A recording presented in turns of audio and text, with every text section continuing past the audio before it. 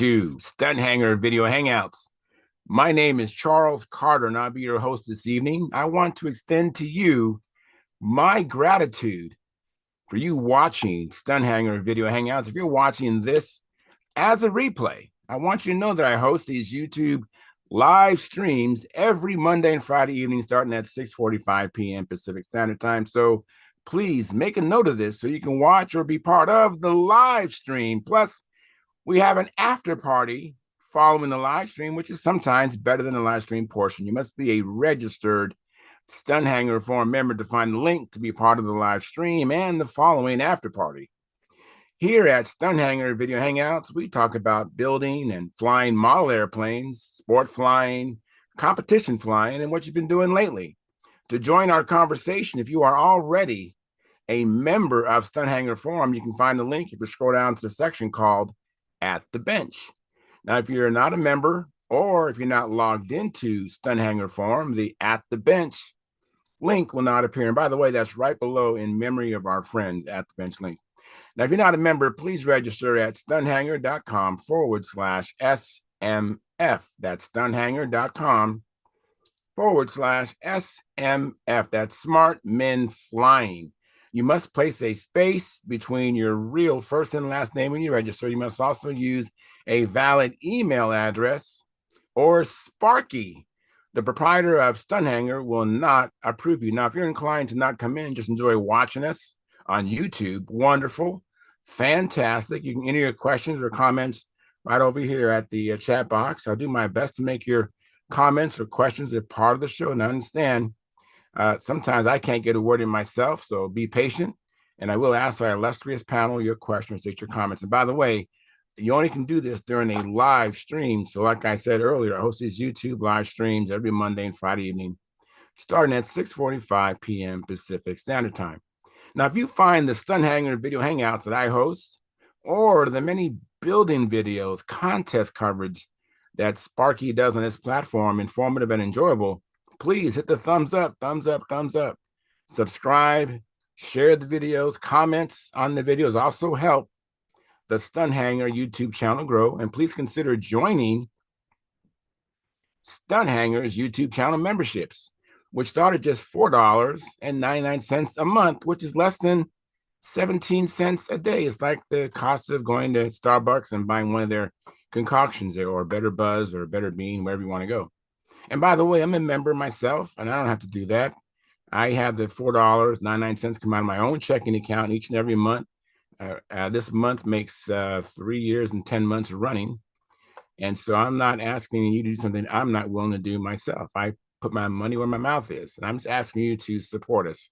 Now, if you don't want to do the monthly subscription, and there's 2 tiers above the $4.99, by the way, so it's one, I think it tops out at $15.99 a month. But if you don't want to do the monthly subscription, you can do what's called the super chat, which is right over here, right below the chat box I'm pointing to right now. And if you're watching this as a replay, then you have to click on the 3 dots underneath the video, and then a menu will pop up, and then select the super thanks, and you can donate there. Now, I hope that you would donate in line with what you're receiving in return. I mean, I think we have a great platform here. We have in our gallery, we have sometimes a former national champion or a former world champion, not to mention Sparky himself he's built over 500 airplanes. And we have other people that have a lot of experience as well. So to me, it's a steal at less than 17 cents a day. And please donate, please support. Now, if you have any, by the way, when you are a member, you become a member of the family. You have a member status, and with that, you can access the member-only videos. And there's quite a few of them that Sparky has done. Not all the videos are earmarked for public consumption. Some are earmarked private, some are for members only. So you get access to see the member-only videos. Now, if you have any questions or comments that are toward me, the best way to reach me is to go to my YouTube channel, which is called Flying Control Line Stunt. Let me repeat that. That's Flying Control Line Stunt. And if you will, locate the 2019 AMA National Championship video, which is a video Sparky shot with his video camera of me flying his Junar XL. And if you do that, I'll receive a notification and be able to respond to you quickly, because I don't come in and check the comments. I don't come in and do the PMs that often. I hardly come in the forum, actually. And so the best way to reach me is to do that there at my YouTube channel. If you comment here for me, I might not get the comment, because actually this is not my channel. This is Sparky's YouTube channel. He gets all those notifications. I don't. I want to thank you for your past, your present, and future support. You are making it happen. Please keep the conversations family room friendly. In other words, please don't use words to do things you wouldn't say or do around your own children or grandchildren. And without any further ado, we're going to get this show started. I see we already have Stephen Menchella in the gallery with me. Thank you very much, Stephen, for coming in. Appreciate that. How you doing, Steve? I'm okay, Charles. How are you tonight? Doing good, man. Thanks for coming in. I appreciate that. And Yeah. let me go to what I call the control panel, and then you'll have my undivided attention here. Let me make my way there now. That's how I do the show. Hi, Gary. How you doing, Gary? Pretty good. Good. Did, did you get my email? I didn't get your return yet. You saw my You email? get, no. Well, I sent you an email. Oh, did you? Okay. Oh, yes, I did get your email. I Okay. did. I thought that was fantastic, I did right? too. I did too. Very, very good. I mean, you are definitely appreciated, Gary, and that definitely shows that. And I see that John Miller's in the house. Hey, John, how you doing? Doing good. How about you Hi, guys? hi, Doing John. good. Hi, how I'm you Hi, doing? John. just setting Hi, up the Steve. Hi, Gary. let me give you guys my complete attention in just a moment here. A couple more clicks and I'll be done setting this up. Great. I see that Gary Sinclair is the first one in the chat box. He's a member of our YouTube channel. He's a patron. Thank you very much for supporting us, Gary. And more than one way, he's also a monitor. So he actually has that blue wrench, so he can knock you out, actually. So tread lightly. He the man. Yes, he's the man. And Gary Biswick is also a monitor. I know Sparky mentioned getting some more monitors, but right now we have Gary, and I know Craig Biswick is another monitor. Let me start with Stephen Minchell. He was in the first one in. Stephen, thanks again for coming in. And how you doing, man? I'm all right. Just hanging out. No flying today. It was windy and raining, so Yeah. actually had to go to the Stewart Title Company this morning at 9 o'clock and sign my life away. So All right. hopefully on Wednesday morning we get the keys to the Cadillac, and All all right. will be, all will be good.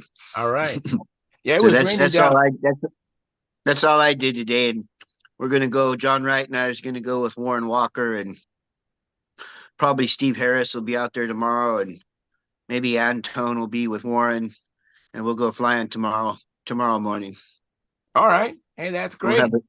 we'll have a good day tomorrow, I think. Yeah, I got to come up there. I'm planning on coming up there for the fly-in. The fly-in is on the 29th?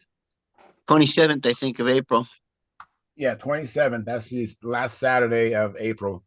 Yeah, so Yeah. I've been thinking about it and plan on going up there. So maybe you'll see me then. But hey, let Cool. Warren Walker know, that it's a lot of fun. You come in and tell him about some of the people in the gallery that you've had opportunity to meet. Let him know that's Yeah. I know that he was gonna get a new computer or something with the camera and all that, but I don't know if he hasn't done that yet or what. And Okay. Anton too, let Anton know. And Steve Harris, I've already spoken to Steve Harris about that, and so if you can talk to Steve Harris as well, that'd be great. We'd like Right to get on. some new We'll, people in here. I'll do that. I'll bump him on the shoulder, bump him on the. I'll give him a nudge and let him know. Yeah, it's a lot of Hey, fun. yeah, need to get over to Stunthangar and come in and chat with us. Absolutely, absolutely.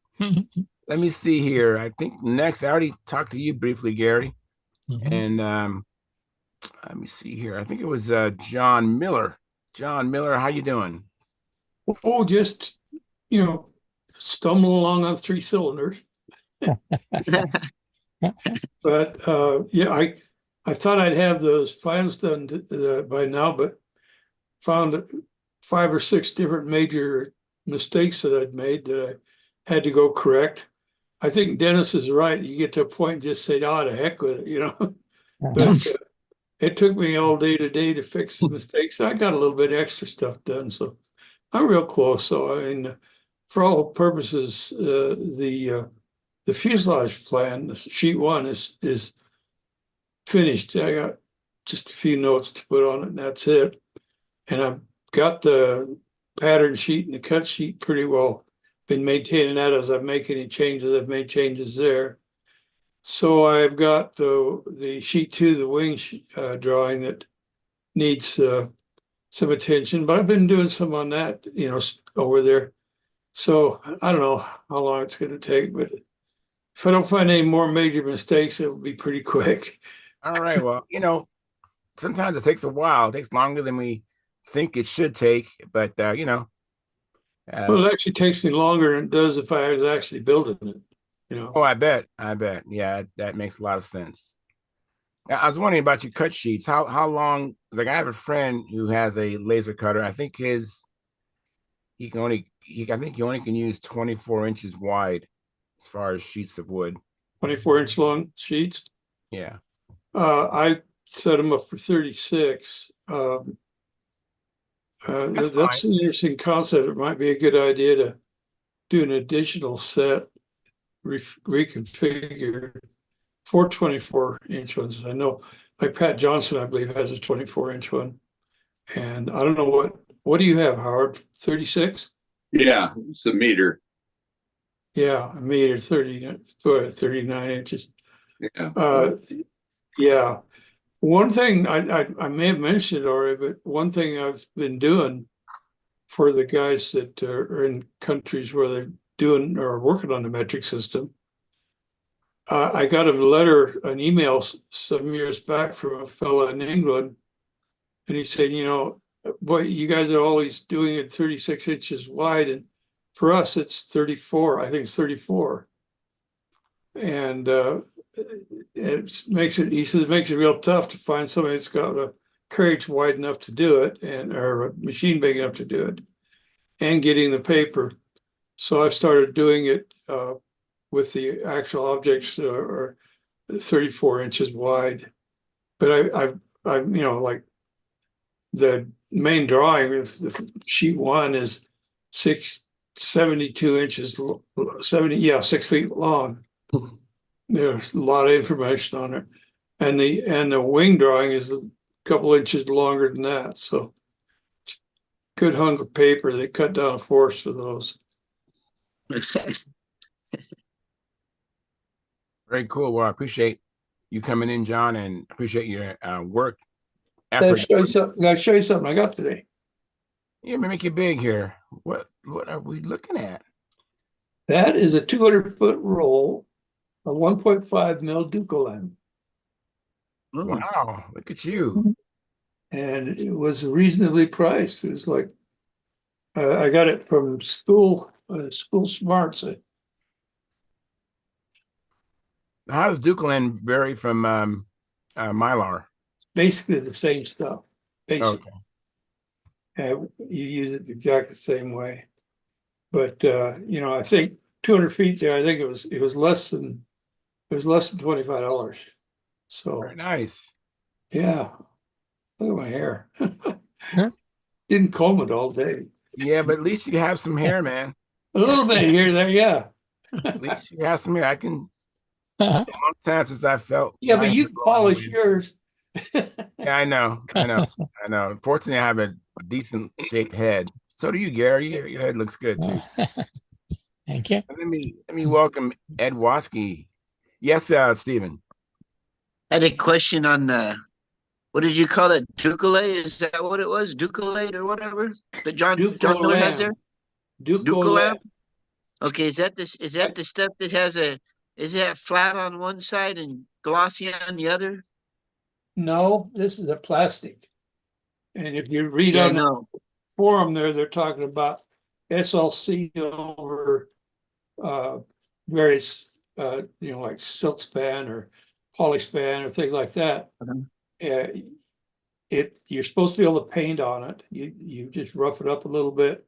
You can paint on it, so it's really cuts the weight down. You can put colored Jap tissue on, put this over it, and you're done except for your trim. Oh, that's the covering, John? Yeah. Oh, I just thought that was something No, like Mylar where you would just draw on it, or doesn't that stuff's heated on with iron, right? Yeah. Okay. I was curious because the guy that I work for that I fly with as well, he has a printing shop, and he has 2 rolls of that. That's like, I think they're about 5 miles each. Yeah. And he brought it to the meeting one night, and everybody took some, took a couple rolls full or whatever, and the one guy took it home and used it immediately, and he was really impressed with the outcome, and he wrote a whole big article on it, and how to use it and how to heat it, and what it. I don't know if it's exactly the same stuff, but it's fairly cheap and fairly light, and supposed to be pretty decent stuff, pretty strong. Well, it does. Years ago I built a Legacy, and I wanted it to look like dyed silk span, so Yeah. I put regular silk span on it. That's what I had, silk span, and then I put a 1 coat of thin dope on it just to kind of mark it, and then lightly sanded it, dusted off, got all the stuff off. But then I put yellow clear monocoat, yellow monocoat, see through, and by golly, it did. It looked just like a dyed yellow silk span that had a really good finish on it, and it was strong. It was really strong. I've still got it. I haven't had to put any heat to that thing since I did it the first time, because it bonds with the paper, and it keeps it from doing Keeps weird it tight. stuff. Yeah. Keeps it tight. And I did pancake the thing in upside down once at a contest. I did too low on the outside loop, Yeah. pancaked it, and I cracked the stab from the leading edge of the stab back, but nothing else got damaged except for the nose and the vertical tail, the rudder. I had to fix those, but everything else was, in fact, if you hit hard enough, it actually split the fuselage. So I had to work on that. But the wing, all those things that I covered were Intact. intact. Yeah. Yeah. interesting. Very good. Interesting. So, Edwowski, what's been happening with you? Oh, hey, hi everybody. Just trying to get a few more planes that are a little bit faster ready so I can take some winds instead of using the smaller stuff and not flying because of winds. A little bit of painting and just a little bit of assembly and that, but things are going pretty good other than the weather. Yeah, I had some rain out here and lots of wind. So, but I did fly Wednesday and Thursday, so I did get some flights in this week. So. Yeah, and my Pat Johnson's profile Mustang's getting closer and stuff. If you want to see it. Yeah, I do. Oh yeah, of course we want to see it. We'd love to see. Oh, look at that. Look at that. Yeah. Ooh. Nice looking. That is Oh man. That's I'm sexy. down to graphics for the nose, some panel lines, nice. and that. Very nice. Yeah. And I had to put a pilot in.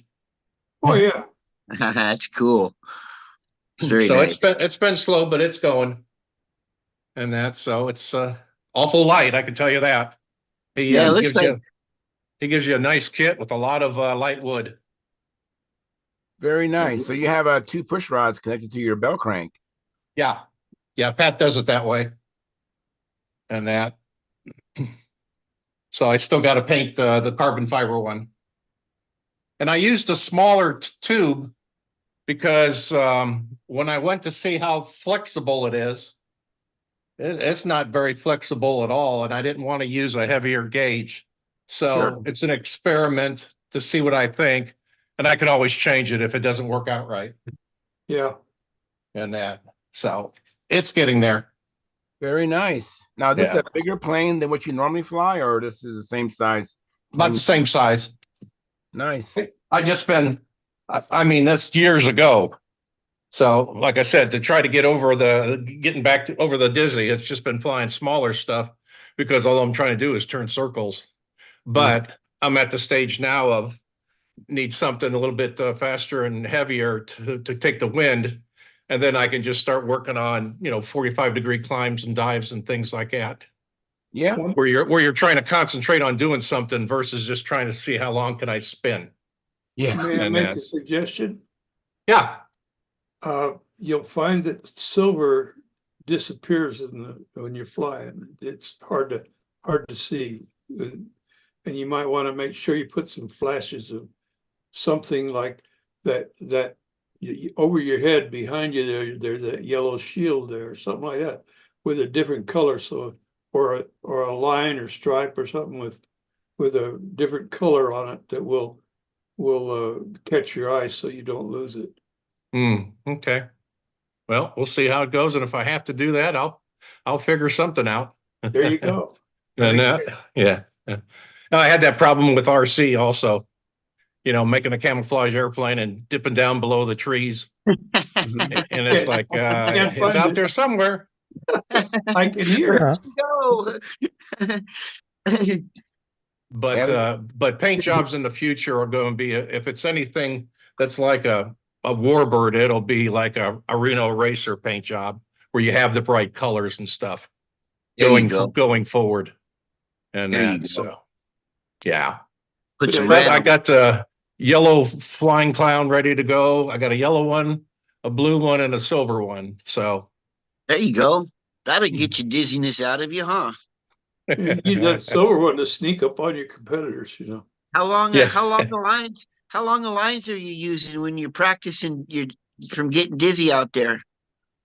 Well, on the bigger ones, it will be somewhere around 50 to 60 some foot, depending on the 50 size. to, 50 Yeah. to 60. The little ones that I've been flying has been anywhere from 45, right around 45 foot for the littler ones, to Yeah, 52 at the most.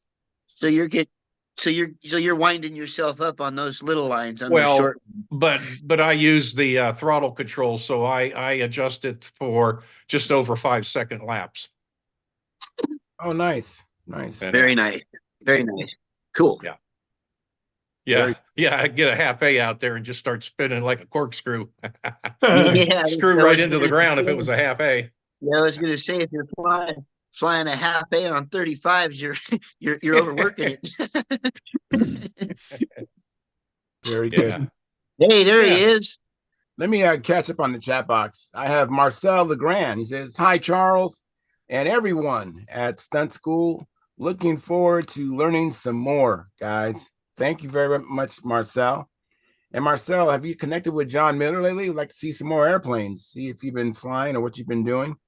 Appreciate your work. We've seen some beautiful things come out of your shop."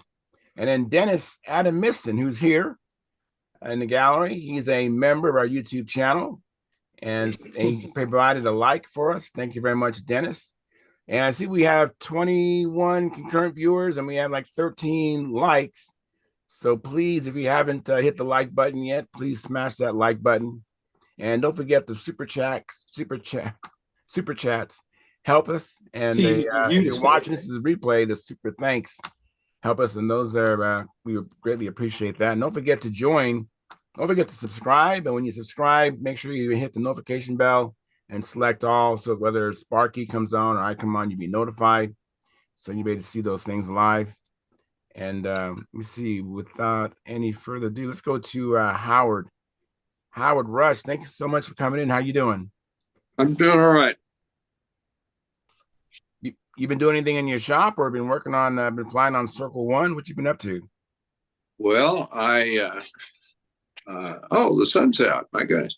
I I've been trying to figure out how to adapt Igor's flap mechanism to smaller flap deflections.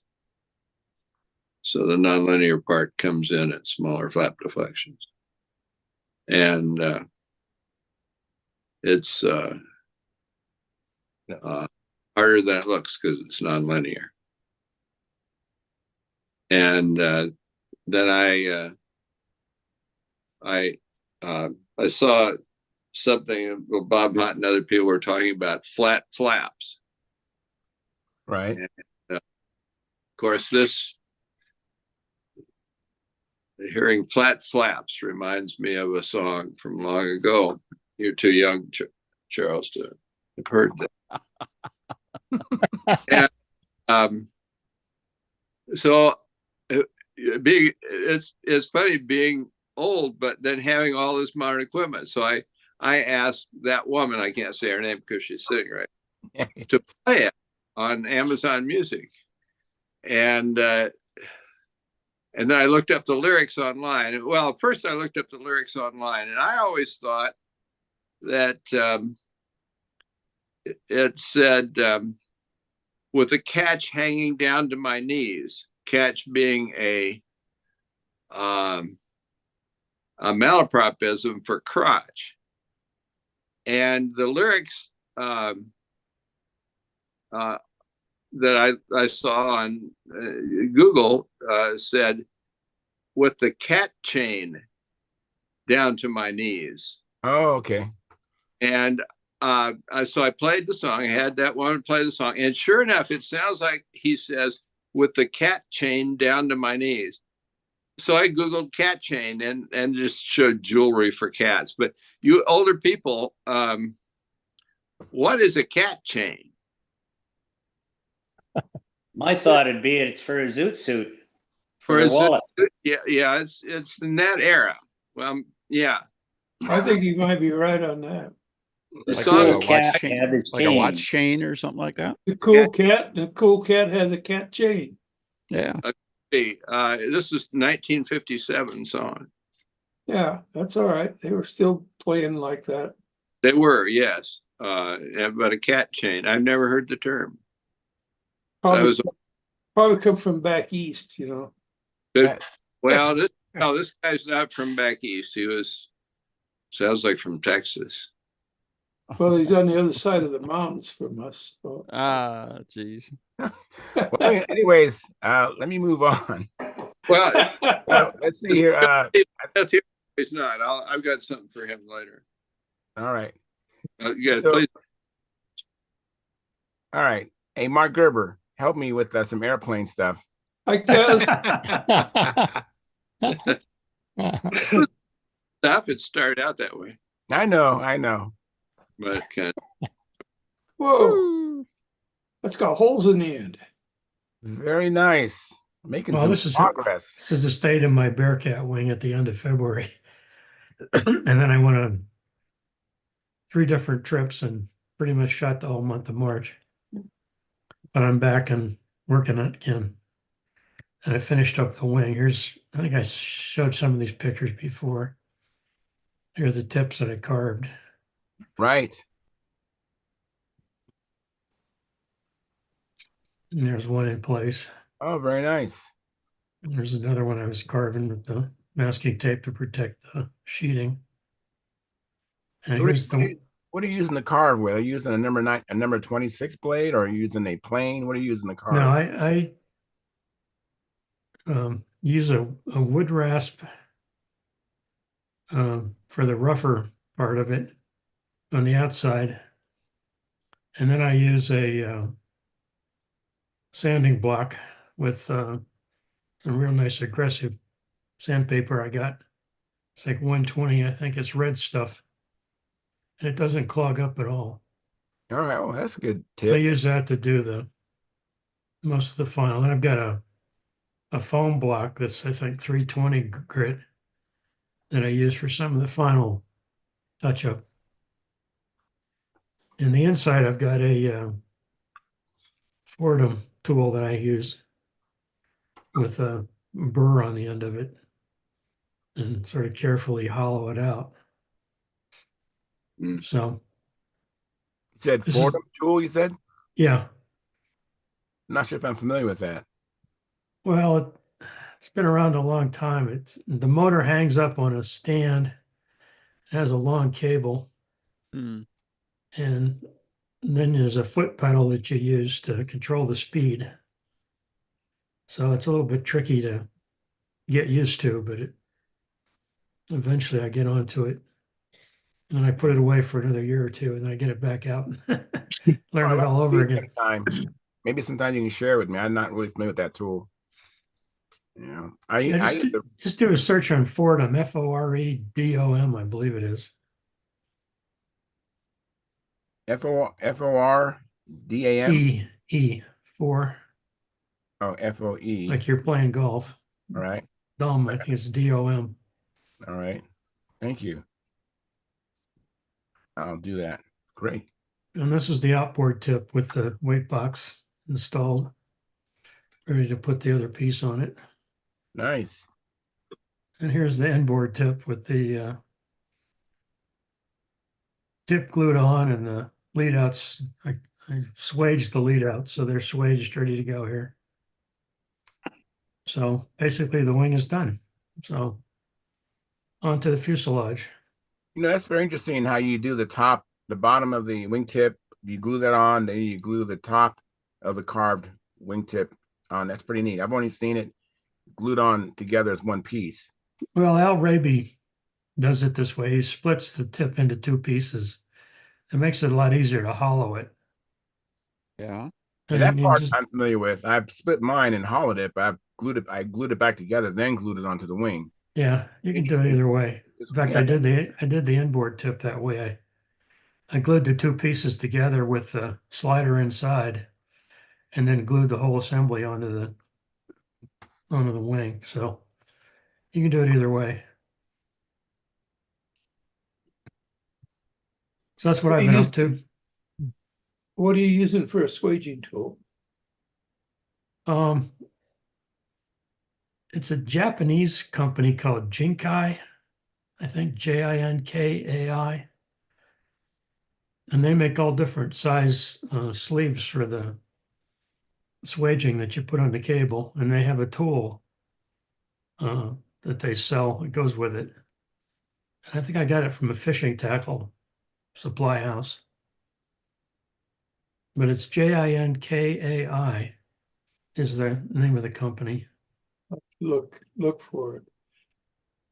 And they make these semicircular sleeves that you put the cable through and then put the tool on it and squeeze the daylights out of it. So you prefer swedging versus wrapping? Yeah. It's a whole lot easier. Yeah. And I've done a lot of testing and I can't break these. The cable Well, breaks before yeah, you have the right tools to do the job. They seem to be fairly secure. But if you try to you do just it, have to be careful, make sure you have the right size sleeve for the diameter wire yeah, and that you get in the right slot in the tool, make sure you get enough squeeze on it. But the tool's Sounds got like a miniature version of an aircraft Nyko press. yeah, I think it is. The tool's double hinged, so it gets an extra lot of pressure on the end. So on your flying lines, are you using that same tool to do your ends, or are you using wrapping for your flying lines?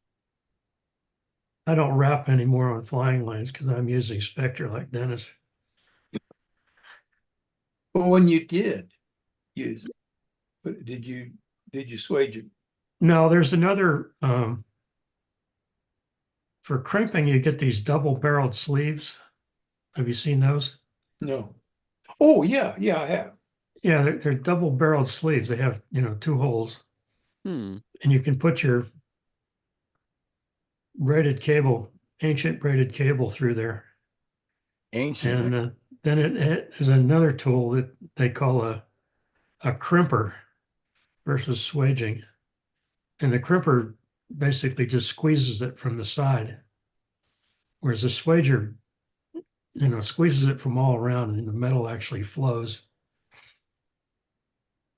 So that's what I use sometimes when I was doing the cable lines, but I just bought a bunch of tools a couple of years ago, and the crimper and the sleeves for crimping was one of those. And shortly after that, I converted over to the spectral lines and haven't gone back since. So I tie knots now. Very nice. So have you started on the fuselage yet, or you're about to start on your fuselage? Yeah, I've the formers and the Bearcat, the way Rebbe built them, he laminated 1/32 inch plywood with 3/32 inch balsa. I got a 1/8 inch thick fuselage former, so I've been laminating some sheets to get ready to cut them up into pieces. Very good. And you're Mark, laminating- I don't remember. I'm sure it was in one of your pictures. I just don't remember what it looked like. I remember Al Rabe always insisted that he never needed any more than a 3-inch bell crank, even with the very large control surfaces and large deflections he was using and everything like that. Did you follow that, or did you use a larger bell crank, like a 4-inch or something like that? I follow the Keith Throssell method, and I used a 4-inch bell crank. Yeah, We never really even discussed it. I just did it. Yeah, really. It's I haven't used a 3-inch bell crank for many years. yeah, I know what you mean. What brand? It was Tom Morris. Yeah, Tom Morris okay. bell cranks? Yeah. I think Tom Morris uses a Sig bell crank, right? No, he cut them out of what do you call it? Stuff. The Phenolic. No, Yeah, the phenolic sheets. I think they were machined, I believe. Yeah. Okay. Maybe laser cut, but I think they were machined. And Oki Products has picked that up, and they have the same, basically similar product. The bell crank is a little bit beefier. It doesn't have quite as big a cutouts as the one that Tom Morris used to Mhm. sell. Very cool. But it comes with the lead outs already attached to it. So the Oh.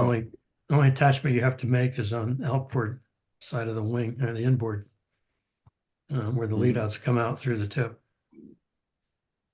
where I was doing the swaging. So There we Does it go. look like that? Let me make Just you like that. Yeah, just a second here. Let me catch up with you.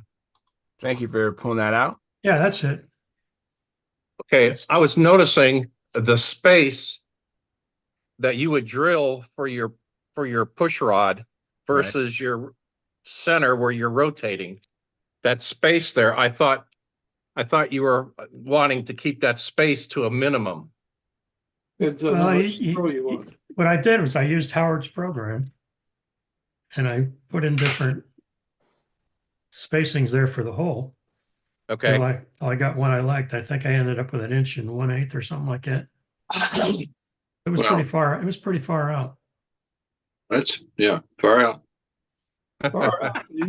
Okay. Thank you. Awesome. Thanks for pulling that out, Ed. Appreciate that. I'll put in a plug for Howard. Just get his Absolutely. program I and send him appreciate that. $100 and Yeah. figure out where you want to drill the hole. Very, very cool. You So, get what for. what was that, Howard? You get what you pay for. Yeah. Exactly. So we have Bob Whitley up next. Hey, Bob, long time no see. We haven't even talked in a while. yeah, it's been a week and a half, I think, since I was on. Yeah, I've been busy. The 1st of April, of course, was our 100th anniversary for the Royal Canadian Air Force. And Cool. so I was at the Veterans Care Center that I volunteer at. I've been involved with that for 21 years, I think. But anyway, we still have 24 Air Force veterans in there, and 21 were able to make it outside, and had a fly past arranged from the 408 helicopter squadron, and we had the raising of the Royal Canadian Air Force ensign, and the march past and all that. And the press was out, so I had my 15 seconds of fame again. And they interviewed a couple of the old vets, and it was a good day. And then Wednesday, the weather was perfect. Couldn't ask for better. And then Wednesday, it started turning crappy out, but we had an indoor service for everyone in the center, and that was really a nice do, and seeing old faces. And then yesterday, the weather really turned for crap here, and it was snowing again and howling winds. And so we lucked out for weather. And yeah, so on a model airplane note, guess who I ran into in the hobby shop today? Daryl Adam, Hogs and Planes. Really? I was going to say Daryl. Did you get? So I got after him about getting back on Hangout and coming out to the field and doing some flying this year. So he says, yeah, he's thinking about it. He was buying a can of dope he'd ordered in, so I guess he's doing models. So that's a good sign. That's a very good sign. Yeah. And last week I went and I had, for my great big Spitfire, I didn't have the cylinder for air cylinder for my Robart pneumatics. And everyone got in a panic because if you don't know, Robart quit making retracts totally. And they're sold out everywhere. And I think I got the last canister in North America. They just happen to have it here. And I had to buy the whole package with the installation kit, but I was saying maybe I could put it up for sale. It'd probably go pretty quick. And Kim said, nope, keep it. You might need parts. Good idea. So, anyway, I just got darn lucky on being able to get that. But yeah, other than that, not too much excitement, getting in a bit of flying. And Ed, thanks for that link on the Spitfires. Oh, yeah, that's a great organization, and they have all the references. It doesn't cost that much a year to have access to it. So anything like that you're interested in, man, you can basically find it on their site. Cool. Oh, and other stuff for models. I sent away to Sonictronics for that monocoat adhesive, that solvent that Paul Taylor had mentioned. And wow, the service from Sonictronics. I had everything in about a week. I ordered a couple of bottles of that and a glow starter for another fella. And shipping was $20, which is coming from the States is practically free. And so I can't speak highly enough of the service I got from them. Yeah, that's a good company. And if you ever need to change your battery in your igniter, just send your igniter to them, and they'll swap out, put a new battery. And sometimes it's a better battery because batteries keep getting better and better. And I think they charged $20 if I remember correctly. But yeah, we had a meter fail on one, and they replaced it, no problem. Yeah, great service. I've dealt with them. A really good company. So it's nice to see stuff like that. To people who actually still care in our industry. Absolutely. But full-size flying, I had some entertainment one day. I was up with a commercial student. I kind of wrung him out, had him under the hood and doing unusual attitudes and all that. I actually was putting him into the entry of spiral dives, and he was recovering no problem. Then we did some spins and spirals. The weather conditions were really ugly, like really ugly, wind shear, and we were landing downwind just because we were getting a push on final if we were going to go into the wind, and stable approaches weren't too happening, and choppy 90-degree 15-knot gust crosswinds. And so he was fine with that. Then I had to go up for a checkout flight with a freaking airline pilot. And I find about half of them that I take up can't fly a little airplane worth a darn. And this guy was bloody awful. Take off all squirrely. Had him do a basic stall with a power on recovery, and he left wing started to drop a bit. So what did he do? Threw in full right aileron, threw us into a spin, and then he went full power. So I had to take control. But we'll do this again a few times. And then the landings, he tried to land it, crabbed into the wind like an airliner, and that wasn't happening. And So I got a little bit tense with him, but or terse with him, but flying back, I had him practice, try out some Dutch rolls just so he'd know where to point a nose for landing. And yeah, it was so. And I made a deal with him. If he pulled off an acceptable landing, I'd sign him off on the condition that he'd go up on a nice day and just do a lot of practice. And he pulled off a reasonable landing. And then about half an hour later, I got up with about a 20-year-old guy. He had 65 hours total time and absolutely no problem whatsoever with the winds. So you never know. That was an entertaining day. Very, very cool. So I think I have up next. I have a Stuart. Hey, Stuart, what you been up to, Stuart? Your mic is muted. No, not too much. Just working away on the planes a little bit, but that's about it. That's about it up here. That's cool. Nice weather. We need nice weather, but it'll come. Yeah, you do need nice weather to help enjoy this hobby. Absolutely. And the paint and all that kind of stuff for sure. So Dennis Adamison, what's going on? I wish I could offer some illumination here, but it's like I went out to the club field here the other day and found my flying circles underwater. So the ducks were using it. But yeah. But other than that, so I joined up with my buddy Wes, and we went off to a restaurant where our buddy Larry from Plymouth, about 75 miles away, he drove over and joined us, and nice. And so we had a nice long solve the problem of the world lunch and talking airplanes and whatever else. Larry had brought over a bunch of stuff that he got from another modeler. And so I got a couple of new handles and a pitch gauge out of that. I never had a pitch gauge before. So first thing I got to do is find a reverse.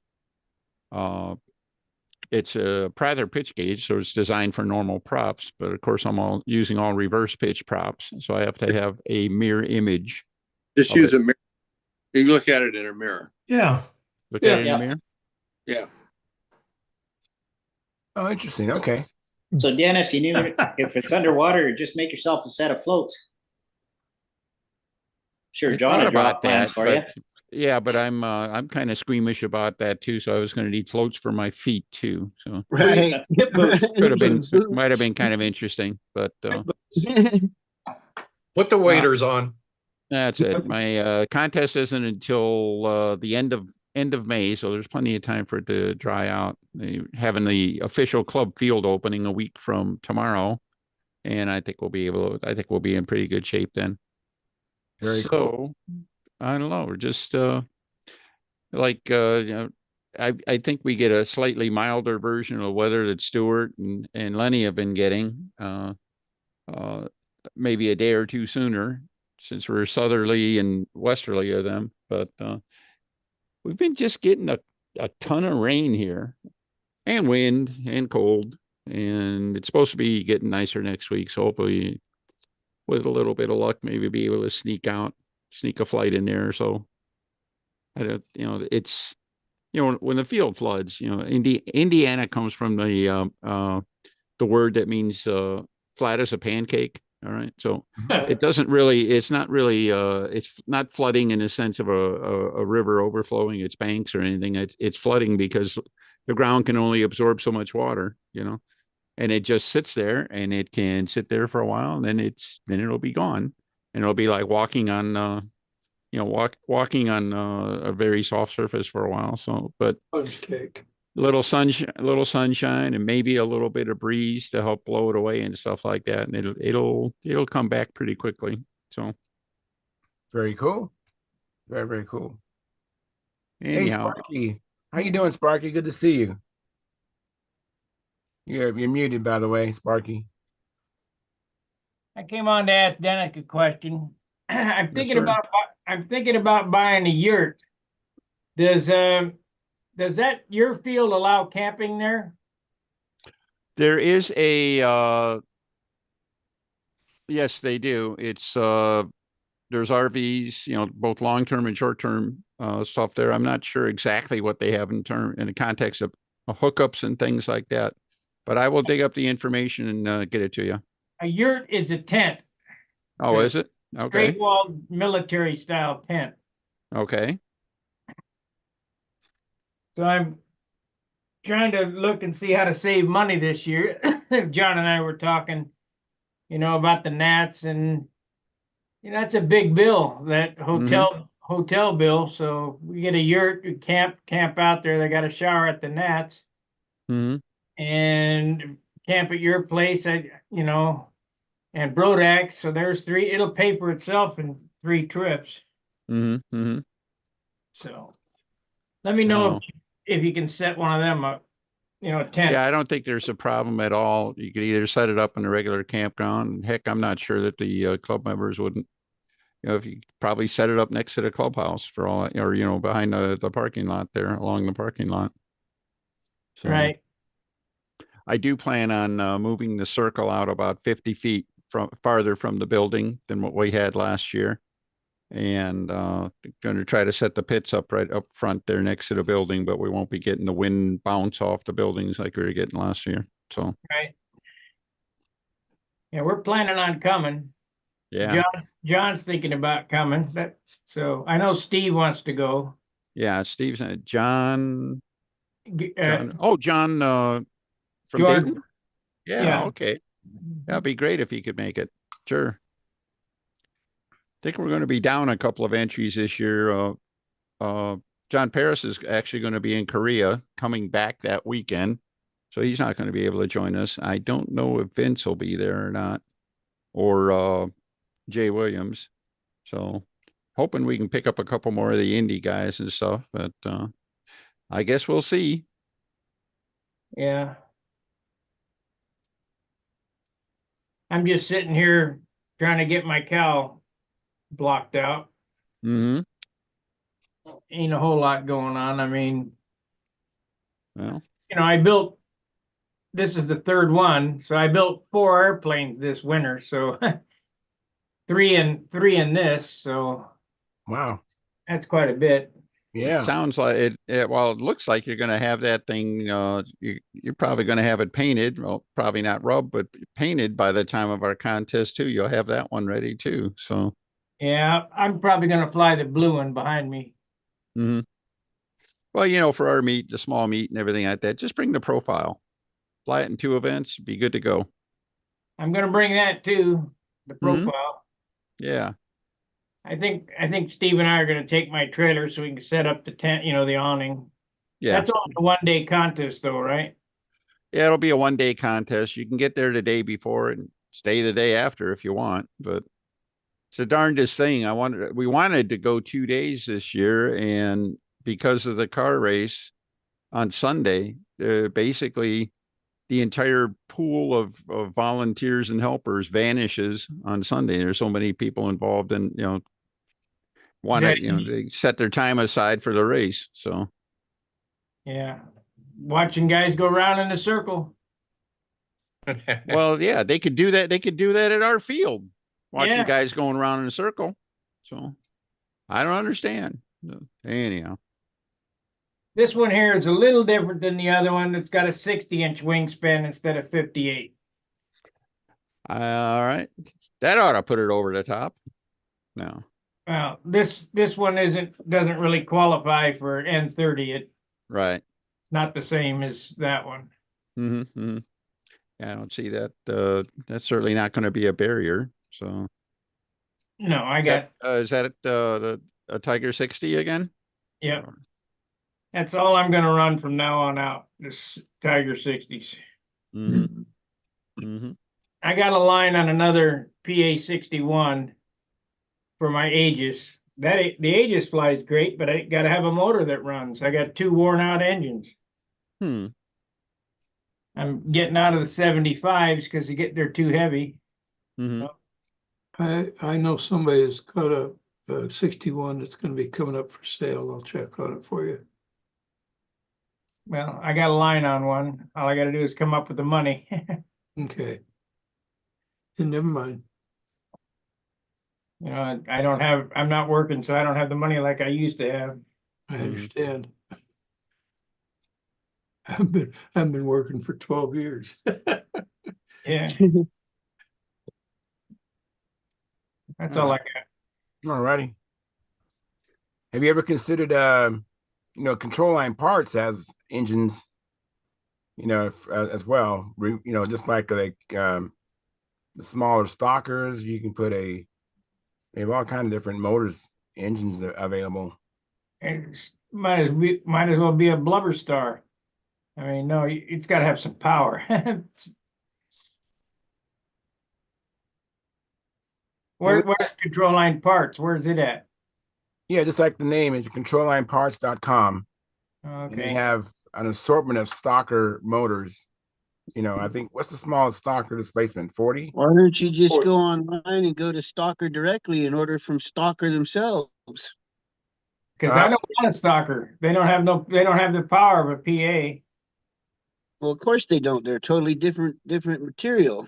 Exactly. Well, I can't really compare. I've only flown stalkers. I've never flown a PA, so I don't know. Ain't nothing like a Nelson, bro. Maybe so. I have in the chat box John Pohl, it says hi all. And Eric Pepe. I'm not gonna repeat that. I don't want to, we're gonna just keep with model aviation. But anybody else, come on in the chat box. Let us know what's going on with you. We do have a lot of experience here. If you have any questions or about flying or building, please type in the chat box. We'll be happy to respond to you and give you some information regarding that. Tell us what's been going on with you and what's happening, and that'd be great. So the show is a combination of the chat box and the gallery. So don't feel you have to just watch. You can actually participate and make the show just even in the chat box. So please go ahead and start typing. Let us know what's going on with you, what questions you have about model aviation or flying or building. So anyways, I went out this weekend. Go ahead, Steve. Excuse me real fast. Excuse me real fast. Can I hit I have to go out of the meeting to hit the like button, right? No, if you open up another tab, but just make sure the other tab is muted. Okay. Well, you go on another tab and go to YouTube and watch the show, and then you can just go and do a like there. Just make sure it's muted so it won't cause any looping. Or look it up on your phone and do it there. But thank you, Stephen. Appreciate that. We have 17 likes and we have 28 concurrent viewers. 28 concurrent viewers. And so please hit the like button, like Stephen's going to. And don't forget about the super chats. And if you're watching this as a replay, do the super thanks. And your support is definitely appreciated.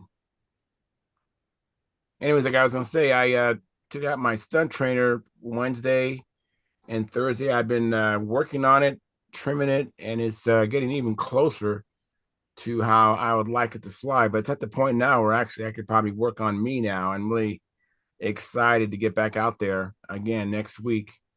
And I might even take it to that fly-in, Stephen, this stunt trainer. I might bring that out for sure at that fly-in at the end of the month.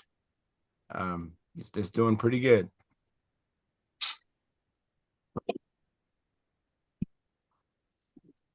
Anybody remember any threads on the forum that they thought was interesting? We can talk about that. Anything you guys saw on the forum?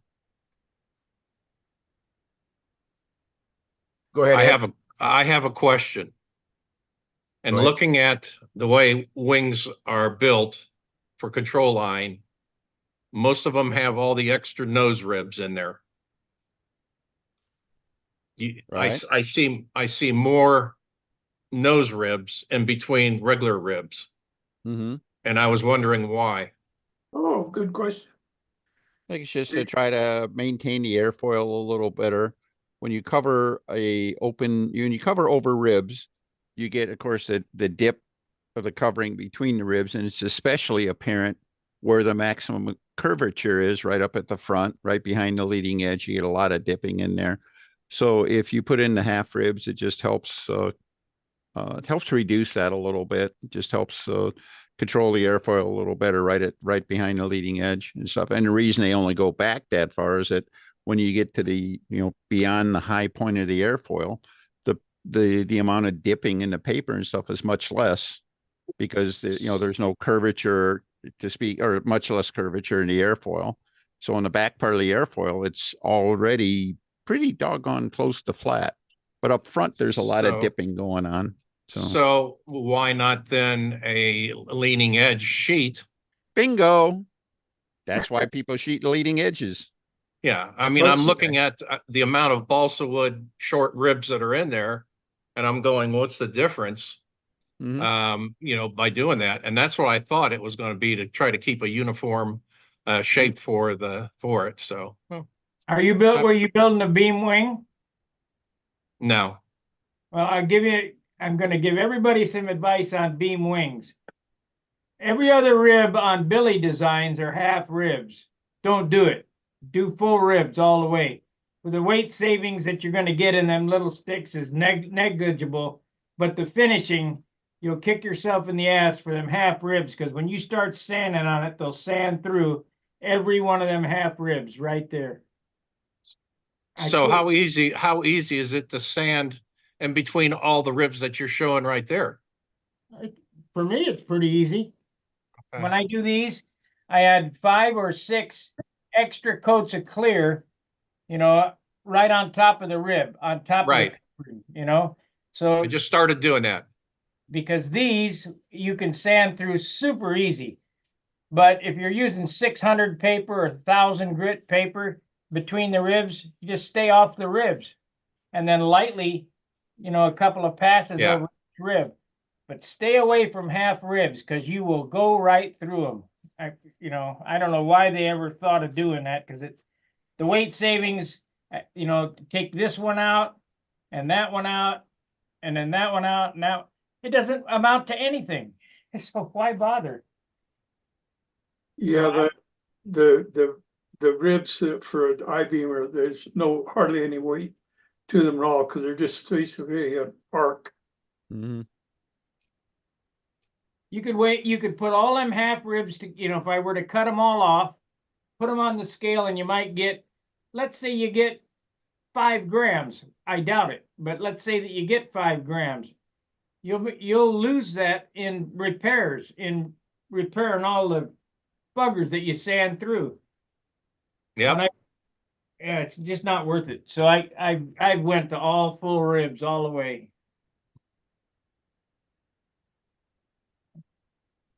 Thank you. Very interesting. Yeah, thank you, Sparky. In the chat box, I have a comment from Tony Dallas. He's a member of our YouTube channel. Tony, thank you for your support. Appreciate it. He says, hi, y'all. Given question for John Miller. I didn't do it. What CAD software do you use? Same as me and Denny use the same ones, Draft Site.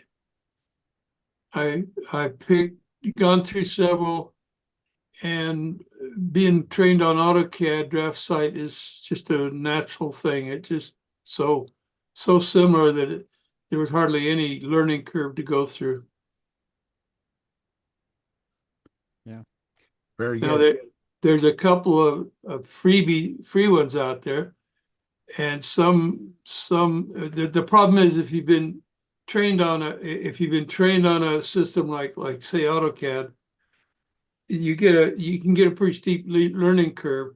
But if you've never done CAD work before and you start off with one, you can probably pick it up and run with it, with a bit of study.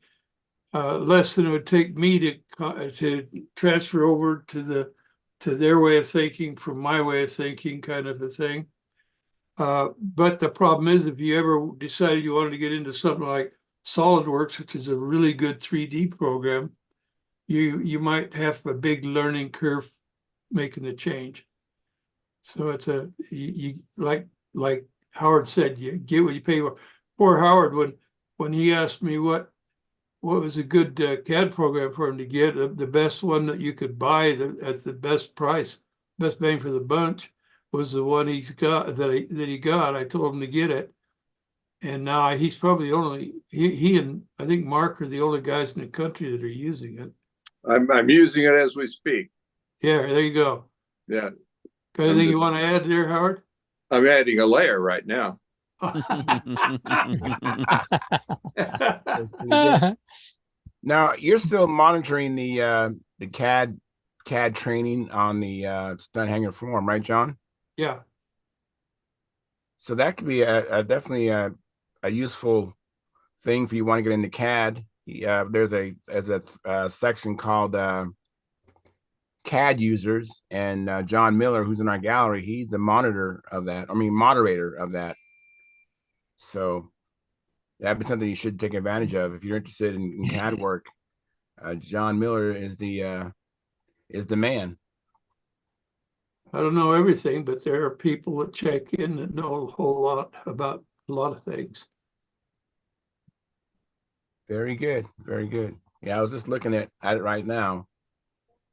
Okay, can I do a quick share on something that's kind of relevant to Ed's point of or question of a moment ago? Well, please Right. do. All right. All right. This is a Beamer I made a couple of years ago, and I tried to get it was actually a highly modified Cobra short kit. All right. Cobra was designed by Steve Woolley back in the late 60s. And I wanted something different on it. I changed it a lot, just let it go with that. And what I did to avoid the problem that Sparky is talking about, those half ribs, when they stick out there, it's like the back of the rib is just something poking up in the covering and stuff. Like he says, when you're trying to sand it, it's miserable. And what I tried to do is wherever the half ribs, I went ahead and used I tried a couple things here. Obviously, I tried to truss the ribs a little bit to try to give it a little more torsional rigidity. And I used the half ribs, but I let all of the ends of the half ribs, none of them end in space. They all touched another rib. All right. So there's nothing there's the back edges that Sparky is warning about. I tried to avoid those. And of course, there's a lot of, because of the triangular shapes and stuff like that, it's like you trade one problem for other problems. And in my case, I got rid of all of the problems by just monocoating the darn thing, and I didn't sand anything. But That's what I was just gonna say. yeah, and that worked all right. But Ed, this is another way to get out of the half rib issue. See, I had a fair number of ribs up forward to help maintain the airfoil, like I was talking about before. But I didn't have any of the bare-ended half ribs that just end in the middle of the end of the covering. Wow. So, and it worked out pretty well. I was a little disappointed. I didn't get the kind of torsional rigidity I was really hoping for out of it, but oops. Well, there you are, flying it. Yeah, that's it. Will Hubin took that at Brodak. Nice. Very nice. Wow. It's a nice flying airplane, actually. It's got kind of a high aspect ratio. I didn't know you liked that. How about that? That's so funny. Hey, Dennis, There's some evil Rubers, John. That's all I can say. So want to know how to get torsional rigidity, Dennis? cover it. I got a Cobra. It's about 90% built. It's got a real thin, like 1/4-inch flat leading edge. No good. You're right. This trailing edge here is 5/8. Mhm. It's sanded to an airfoil. This leading edge is 1 inch. Yeah, it's 1 inch by 3/4 thick, sanded to an airfoil. This thing is just about rigid enough. Once you get the covering on it, it's super rigid. Right. Plus, I put that string in there to help. That helps. The thread. Yeah, that all helps. But you're absolutely, it's one of the things that Steve Woolley did on the Argus and the Cobra. He took the the piece of leading edge stock, and normally on an I-beam, if they're designed with a 1/4 by half leading edge, it's a 1/2 inch tall and a 1/4 inch front to back. For some reason, Steve laid that down. It was a 1/4 inch thick by a 1/2 inch wide.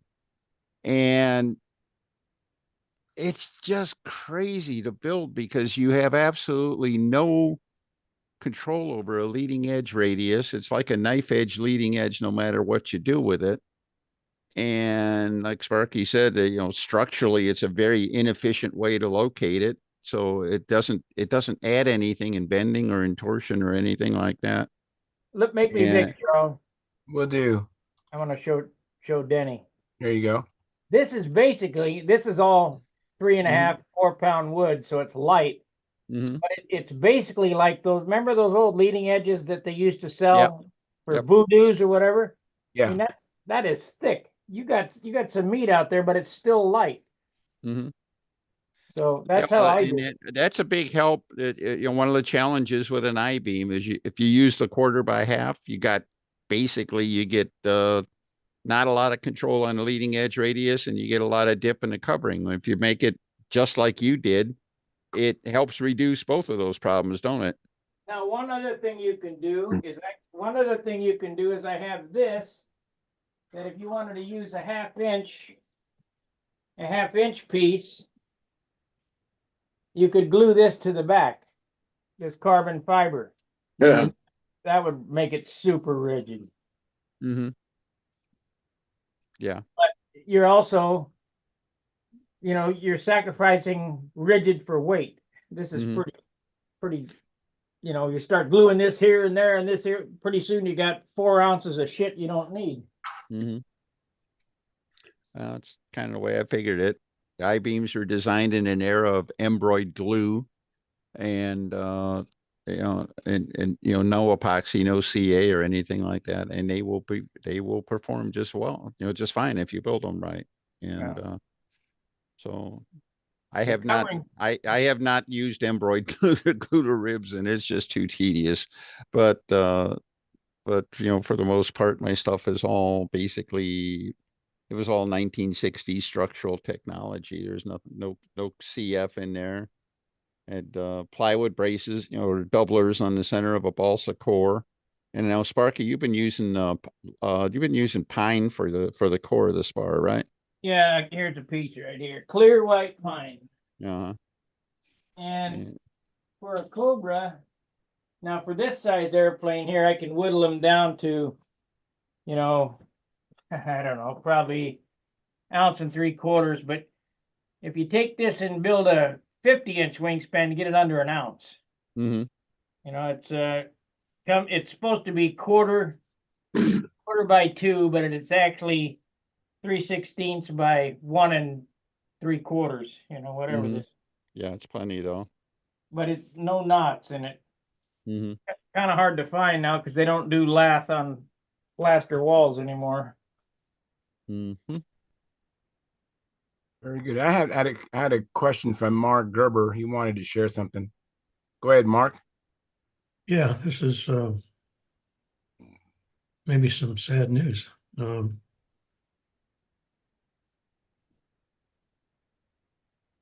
Sad news ain't no good.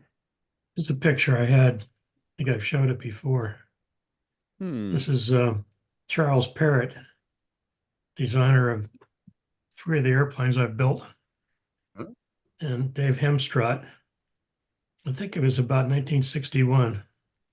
And that's Hemstrott with his PT-19 and Charles with his PT-20 Ryan. But I had asked around a lot about Charles, and some people thought he died, some people didn't know where he was. And I tried to target the people in South Carolina like Doug Taffender, and he didn't know anything about Charles. But about 10 years ago, I managed to find him online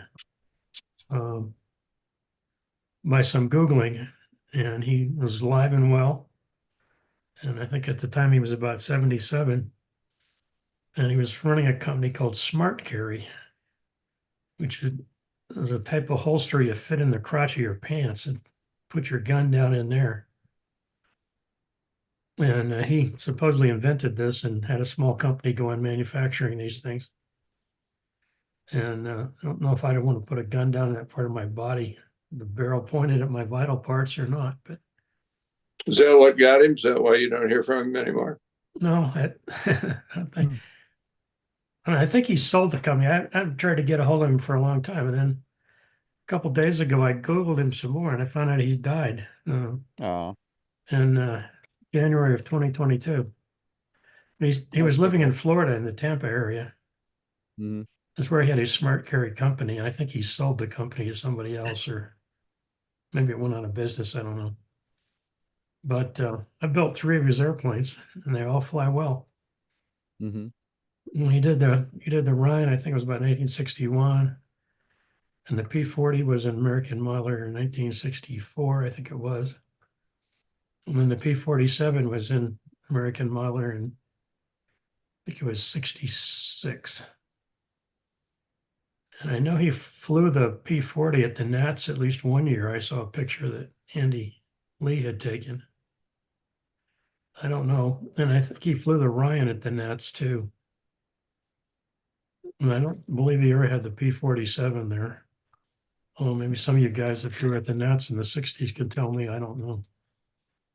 But anyway, I was saddened to learn that Charles passed away. Been Yeah, 2 it's years sad. ago now. Yeah, that is sad to hear. Do you hear that? Yeah. I always So thought the another part of our P-47, stunt history. yeah, I always thought the P-47 looked like a really gorgeous air. Well, all 3 of them. I liked all 3 of them, but the P-47 was really presented well in the magazine, the checkerboard cowl and everything like that. Always looked like he did a nice job of presenting the airplane too. So, but yeah, you He said that said the that flew P-40 was pretty the well, best huh? flying plane that he had out of P-40 was his favorite. all Okay. these. Yeah. What power do you have in your P-47, and what's the wingspan? It's a Super Tiger 46. I don't remember exactly what the wings is, about 53 inches or so, 50, maybe. All right, cool. Pretty standard. They Mark, were all Fox Mark, 35 published with Fox 35s, weren't they? Sure. Yeah. So Everything it's was in those days. yeah, it was. But to Charles' question, it's not a terribly big airplane. So none of them. They're probably on the order of 550 to 600 square inch range. Just a second, Stephen. 1 second. Go ahead, Stephen. Thanks for the like. I appreciate it. Good job. is the P-47 the Corsair blue aircraft? No, this is the P-47 here, the green one with a checkerboard nose. That's green or blue? It's Green. green. Olive. Okay, and the camouflage one is the 47 or the 40, the P-40? Yeah, the Yep. camouflage back here is the Okay, P-40 with okay. the So the shark dark, mouth. the dark one with the star on the left wing is the P-47. Right. Right. Okay. And that the P-22 Ryan, that's the same airplane that you scratch built, correct? Yeah, this is the one I just had down at Tucson. Right. That's it. And you scratch built that, correct? Yes, I scratch built all 3 of these. Very nice. Yeah. It's identical. Yeah. Beautiful. Yeah. Thank you. Mark's got a knack for building. Let's just put it that way. All right. Well, this is He does a nice job. All right. this So is 20 some years of really pretty combined building. yeah. Yeah. I had a P-47, I think in 98, and the Ryan was about 2011, and the P-40 was 2015. So, Really? Okay. So you built them in reverse order of their publishing. So yeah, sort of. P-47 was always my favorite plane, and mhm. when I was in high school, I didn't see the Model AV issue or the American Modeler issue that had it in there, but I saw in the back that it had the plans. So I ordered the plans and got the plans and kept those for a long time. And then about 1980, I started building one. And that was the first one I built. And then I Okay. built this one in 98. And then the other 2 after that. So, but I was at a contest in Boston or south of Boston one time, and Billy Suarez was there. And he says, Charles Parrott designed really nice airplanes and they flew really well. So I always remembered that. Anyway, that's what I learned yesterday, actually, that Charles has passed away. Yeah, that is sad news. Thank you very much, Mark. And let me see what Stephen McBride has been up to. Hello. Doing well. Getting ready to get married. That's coming up in a Yeah. month. Yeah.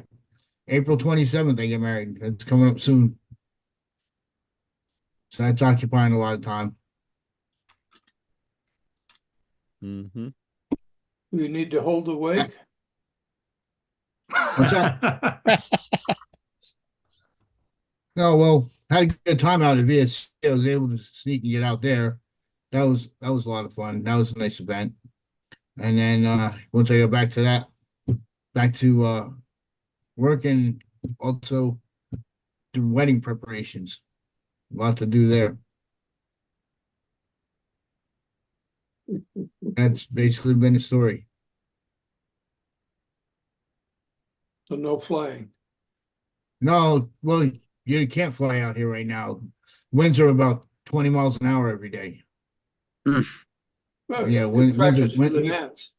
and winds are about 15 to 20 mile an hour every day right now, gusts. So it's not that great. And that's usually unusual for this time. It usually starts to calm down this time of year around here, but it hasn't. So be it. Need to get a flight streak out. Yeah, flight streak with a nice with an LA-40 in it. You'll fly through this Yeah. weather. You'll fly in it. Do some practicing. Practice your maneuvers. Well, I remember the guys did that on back east.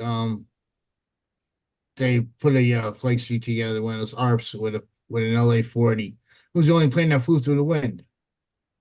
And basically everybody flew that airplane. But it was good. And flew good. It was interesting. It was a lot of fun. It was the only one that flew well through the wind. You tried to put a big ship through there, it didn't happen. Two of my RSTs have the LA-40s on them. I have no problem with line tension. And way back when, my old original flight streak, they still have. I just put an LA-25 on it, but I used to fly that with a Super Tiger 46 on it. Again, no problem with line tension. Yeah, no I doubt. bet that flew real well. Gee whiz. And, Ed thinking about getting dizzy. He had to try that. Oh my God! It's a matter of I fact. want to see Dennis do that. What is it?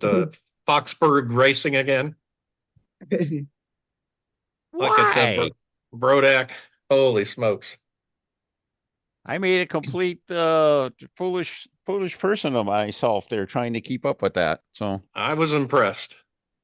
I That was was very- absolutely beat up. So It was very, very cool to watch. First time I've seen it, but that was in person, so that was pretty cool. well, I hadn't flown any kind of racing since like the early 1970s or something like that. So it was definitely a throwback for me. And the airplanes weren't that fast, except my God, it felt like I was going 150 miles an hour trying to keep up with, Danny Banjock wearing these great big boots, and everything like that. Oh my God, I kept tripping on them, and oh geez.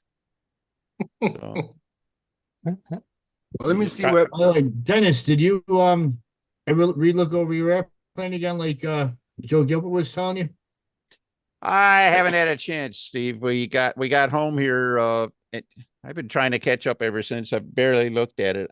I did look at a few things, and I got a couple of ideas to try on it, but I guess I'll report back when I get some progress. I can't see the warp that I was looking for. I thought sure was there. So I'm starting to look at things like control systems and stuff. So you flew really well, and the plane flew really well when you were out there. Yeah, I got And it. I I didn't got think, through it, but it wasn't a happy airplane. And I'd just like to be able to, tune that in a little bit better. So, and like Joe was saying, it was like he could see it wasn't quite right. It just wasn't holding the wings level and stuff like that, like it should have been. So well, You talking I started working on my stiletto with what he was telling me to do with that since I got back. oh, terrific. And I know I put it back on the table and put the meter across it, and that was all level. So I was happy to see that. Like he was telling you, and then he told me to do the same thing and go across the whole wing and then also the stab and make sure everything was level to that point, everything was still in line. Yeah, that all matched up. So I was happy with that. So that was an easy first progress to work with. Now I'm working on a few other things with it. Yeah, just eyeballing it. I'm not absolutely certain. I'm not sure I'm happy with my elevators as far as being level with each other. It's the darndest thing because I've never had that happen before. But I'm gonna keep look. I'm trying to figure out how to fixture it up properly so I can measure it and see just exactly what I got, not just eyeball it. And that might have something to that.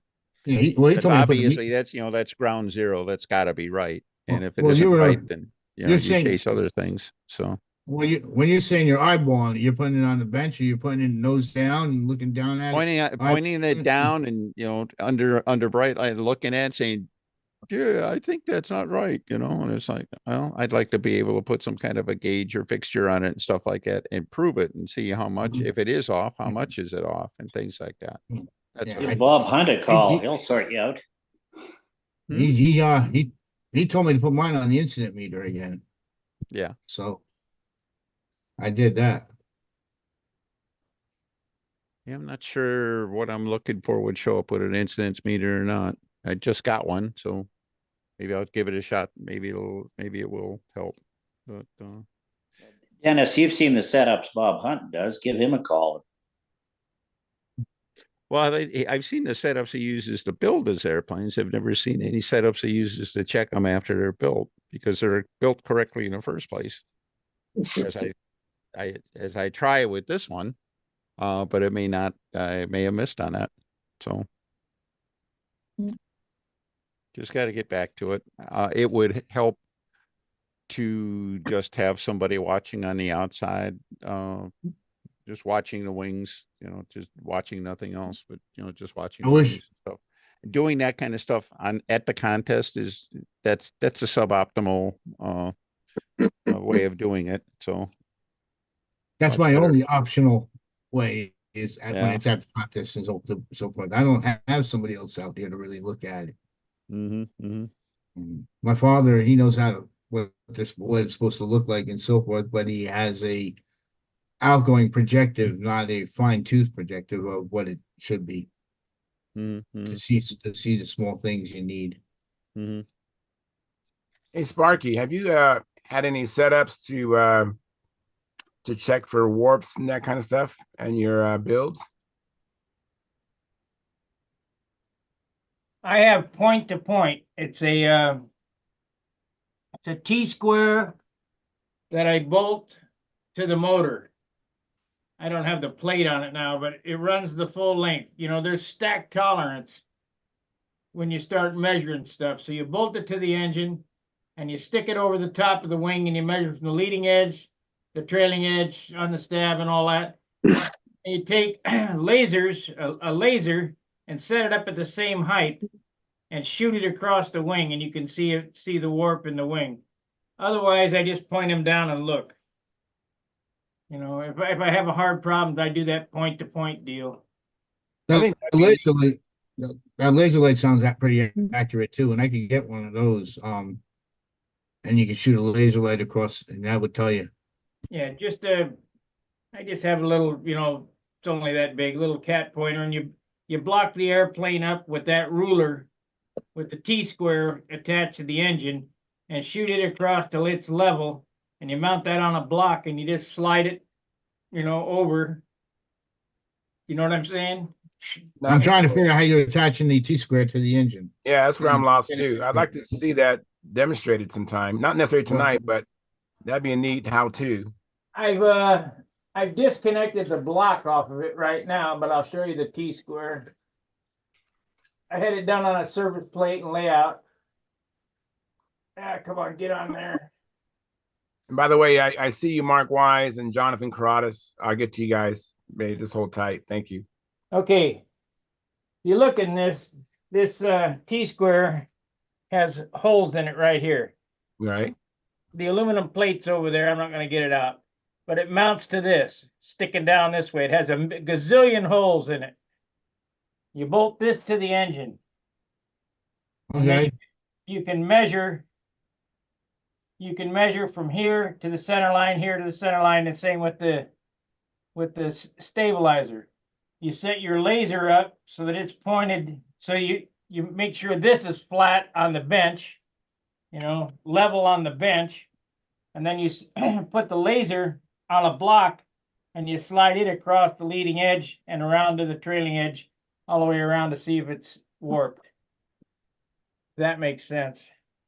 Yep. Yeah. That makes sense. That'd be a nice little short video to do, Sparky. Yeah, but I don't have anything that's warped. That's why I I don't. take the thing off.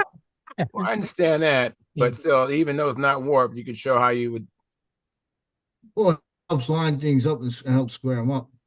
Yeah, but I had a warped airplane and we had to figure out a way to, and it was kind of like what you're saying, it was just real hard to spot. Couldn't see it, and we dreamt that up and it worked. So, and how we strained it with just steam. And if you're doing it with a monocoque airplane, steam will penetrate monocoque. Steam will steam a foam wing straight if you get it hot enough. Mm-hmm. Thank you, Sparky. And let me go on to Mark Wise. Hey, Mark, how are you doing? Hey, good to see you guys. I just got back from this guy that thinks he knows what he's doing. His name is Mr. Hunt. And about every couple of weeks now, I'm spending about 10 hours up there and have dinner with his family, which is really nice. Bob and I are building a Prowler. Nice. It's a plane he's designed years ago, but he never built one. So I needed something just quick and simple that I could take the triple tree and start flying again. And so I had a tutor kit. And so I brought it down. I said, I mean, I know how to build, but I said, do you want to update this? And he said, well, what if we just build something else? I said, okay. I'm very fortunate that we're good friends, and he's incredibly kind with his time. And I can tell you a couple of things that he does. One of which is he eyeballs almost nothing. Okay. There's no such thing with Bob as that's good enough. He was correcting me today on sanding a stab. And I've built a lot of airplanes and I'm a reasonably good builder, but I understood what he was showing me. And, I'm not that stupid that I wouldn't copy what he does. He's also very good at figuring out, when you build an airplane, how to make sure that when it's finished, now you can check it if you want, but I'm not sure there's anyone who builds a straighter airplane than he does. And he does that. He uses jigs, and he has a great way of looking at things, fairly different than a lot of other people. But I'll give you one idea of what he does, and I think I've done this before. And that is how he makes sure that his wings are dead straight and perfect inside a fuselage. And one of the things he does, he builds both built-up and foam wings. You probably know that. But on the foam wings, what he does, he cuts his two cores out, then he cuts a third. And he sheets the third core from the root rib maybe 4 to 5 inches out. The exact same sheeting and dimensions he's going to use on his true 2 cores in his wing. Well, he knows that when he does that, he has a perfect outline of the chord. But he also knows that the chord is not going to rest on the outside of the fuselage, it's going to rest halfway inside the fuselage. You have the two halves. Okay. So he'll measure on his blank chord, which is now covered as his blank core. And he'll draw his center line dead straight on his fuselage side, both sides. And what he uses, and he convinced me to get one, and I've never seen him use anything else, is I think mine might be an 18-inch clear ruler. And it's divided into 1/8-inch squares. So you have this clear ruler, fairly stiff. Hold on a second, guys. Well, 1 second. Charles just lost internet. I got to see if I can capture this somehow. Go ahead. But I'm just telling you, in case we lose the stream, I'll have to restart it. Oh, did you want to go, Sparky? No. Charles lost internet. Okay. I'm trying to save it so it doesn't. Yeah, he does that whenever I talk. Let's see.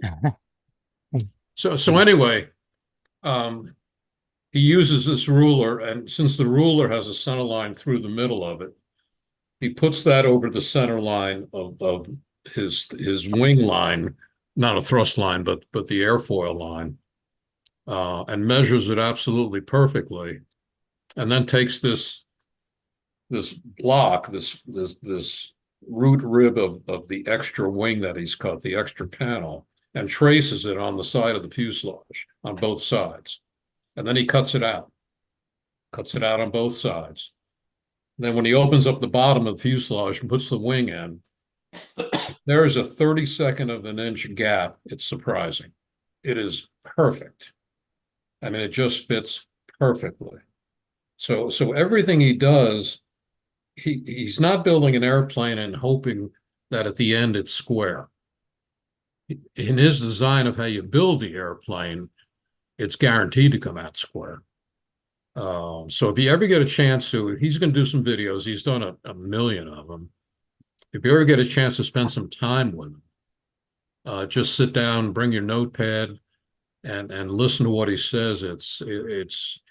And we spoke a lot today about why he's doing this. And he said, someone taught me.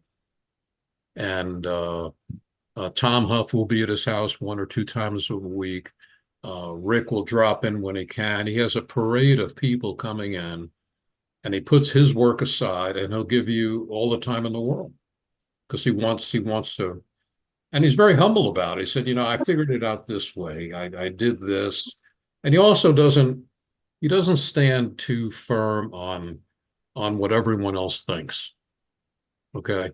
If he's tried something and he's tried it enough and he knows that it works, he accepts other people's versions of what they do. He's just not going to change his because it works.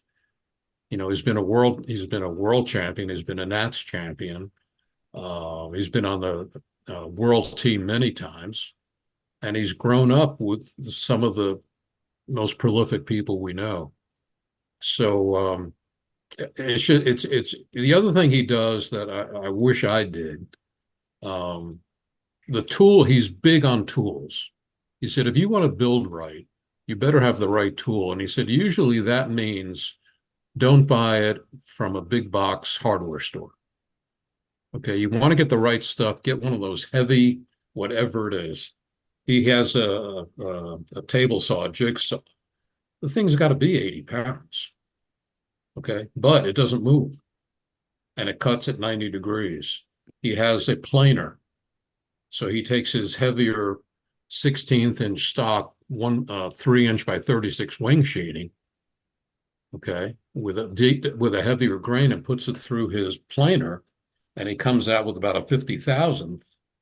But it ends up being a lighter airplane because that heavier wood doesn't absorb as much paint. It doesn't absorb as much clear. It doesn't absorb much anything. No kidding. Well, he's able to figure those things out. And, when people have heavy wood, he said, don't throw it away.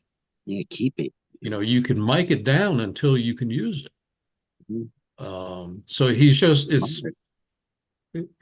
him, it's secondhand. To me, it's like, it's just a wonderful experience. So I'll be up there in about 2 more weeks. We're gonna just about have this thing ready to finish, ready to cover, paint, do whatever. But the techniques we're using, I can use in anything. So it's about a 2-hour ride from me. I just got in when I got on here. I'll try to write down some more things that he does. He's big on center lines, really big.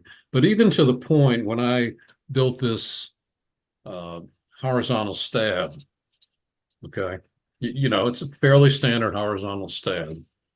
One of the things he said that the center line is huge. Make sure you use the T-square, put it in the middle of the stab, but Mark, do not press hard on that ballpoint pen, because I promise you that wood will break right there.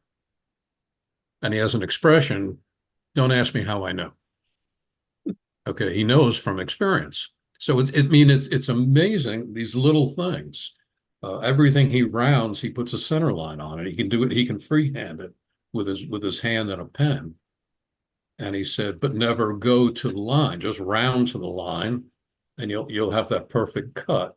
And then when you get to maybe a 300 paper or a 400, you can eliminate it. Little things. If you have ink lines on your wood, get rid of the ink, because from experience, it'll bleed through just about anything you put on top of it. It's these little things. Always sand with something backing the sandpaper. He has a lot of sanding jigs. Okay.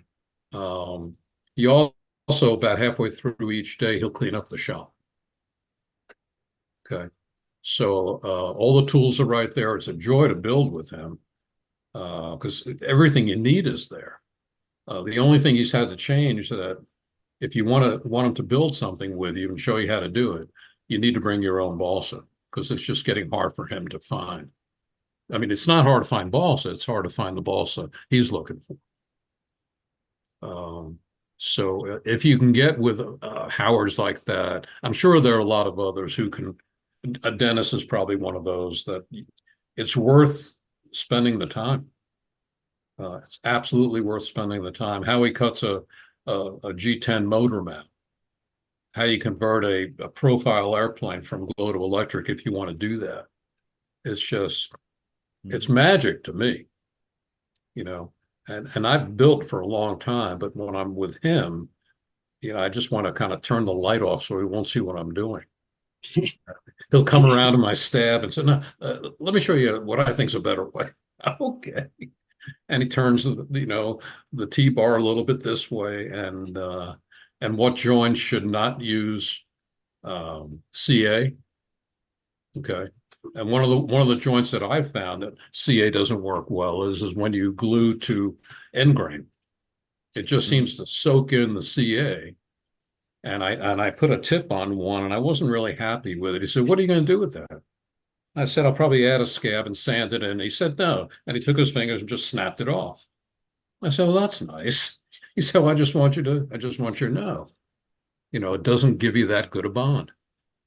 So I'm taking a lot of time, and I'll stop. But that's how you get people in the hobby. That's how you keep people in the hobby. By showing your skills off to them, as long as you know what you're doing. I mean, that's what Sparky does, So that's what I did. It was worth the 4 hours of driving. It's cool. Marianne made some wonderful bean and ham soup, and Robbie is there, and Robbie's no slouch either. And I'm trying to convince Robbie to go to either the Worlds or the Nats. So that's what I did today, and it was awesome. Cool. Right. Cool. Well, I'm going to shut down, guys. So hopefully see you Monday. Okay. Take care. Take it easy. Take care, Bob, Bob. before you go, Bob, don't forget they got Wanaka, Wings Over Wanaka today. I think it's this weekend. Oh, yeah. You'll see that new mosquito they've just put together here. Oh, wow. I'll have to keep an eyeball out for it. They've probably already sold it to somebody overseas already. But she's looking nice. Fantastic. Yeah. Yeah. Okay, we'll catch you later then, everyone. Okay, See you, Bob. Bob. Night, Bob. See you, I Bob. think I think Charles is still trying to make it back, so I guess you're up, Jonathan. Oh, thanks, Sparky. How are you guys? You getting a bit milder weather over there? I hear you're sort of getting some cold blasts further up north, aren't you? It's a bit of a weird time.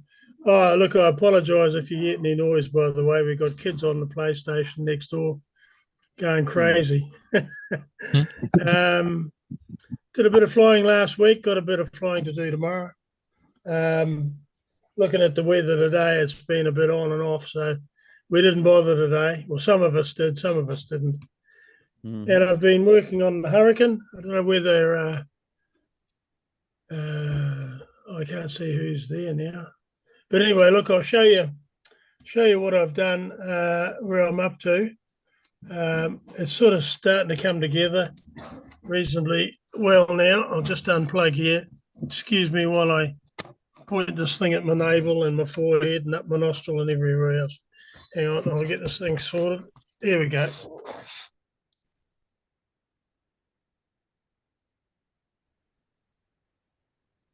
Oh, nice. All right. Oh, yeah.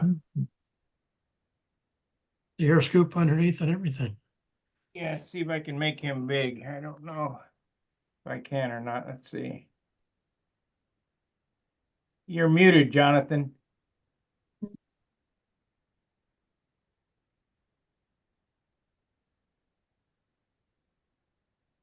Oh, did you hear what I was saying a minute ago, or did I mute myself then? You muted yourself. Oh, okay.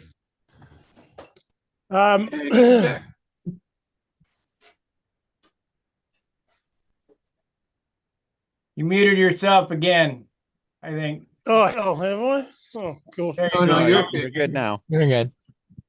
Oh,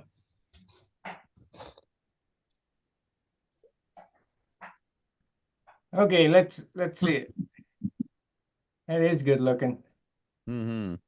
Yeah. does it look like a hurricane? It sure does. Yep. Looks good. Oh, Charles is back. Yeah. Great. I've got a bit of straightening up to do in the cockpit area there, with the framing that's made out of slithery bits of cane they use for shish kebabs, you know. So I've got to go back and break some of the glue joints and reshape some of that stuff. The wingtip comes off. I don't know whether you can see. I think I might have spoken about that before.